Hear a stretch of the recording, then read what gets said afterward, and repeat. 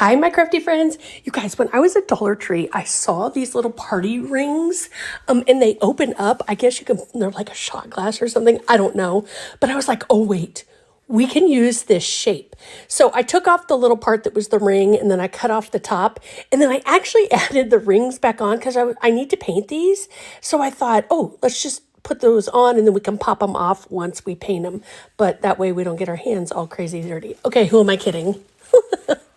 I still got my hands all crazy dirty, but that's okay. Anyways, so we're going to set those aside to dry. I've got this wood piece from Dollar Tree, and we're going to paint it up. And then I'm just going to do some distressing to it. Okay, at first I was like, let's use the ink pad. So once your paint is completely dry, ink pads are fantastic for distressing. But because I painted those little rings, the black, I was like, well, I want it to tie in, but I don't want it to be really crazy stark. So what I decided to do was, once it was dry, like I said, make sure that you don't do it when it's wet because it doesn't work with the ink pad. But I just kind of lightly started going over the edges just to kind of add a little bit. And then I was like, I'm not totally loving how this is working. I mean, if I was just going to leave it like this, yes. But I was like, well, okay, I don't want that to dry in the way it was kind of coming off. So I just took one of the, oh gosh, what do you call that? Paper towel. That would be a paper towel, Bunny. And what I ended up doing was I'm just going to wipe back over it because, again, I don't want that to like dry and have that super stark.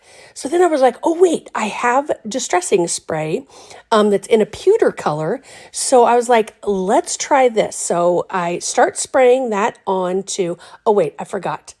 I forgot. I sanded a little bit. All right, now we're going to the distressing spray. So I just really started getting as close as I could in some areas so it was like big and clunky, because this obviously sprays on wet, but as it starts to dry, it'll just kind of blend into your paint. And then also I used my hair dryer to the ones that had, you know, a lot of wetness to it. I kind of had those dry and then they would kind of go off. So I know it looks a little crazy right now, but as you can see, it dried much better. I just wanted it to have a little bit of aging. So then I was like, oh wait, I still have that little thing with paint on it. So I hit the edges of all those little rings, and then I decided to also distress the in-between part on the edges as well, just to kind of add that. And what we're going to do is we're going to use these as the feet for this and make it into a riser. So I always, when I'm at Dollar Tree, I'm always looking at different shapes, like what can we do with that? How can we do this? Blah, blah, blah. You know, I'm just always looking. And once these are painted, you don't even know they're plastic. They're just like these cool feet that you would put on something. So I kind of had fun with this part, just kind of going over all the little areas, how I wanted it to look. Some parts have a lot more paint. Some don't really have a whole lot. I mean, we're only going to see portions of this, but glued them, a little hot glue in E6000, and look how adorable this is. I just love. All right, friends, thanks for watching. Follow for more.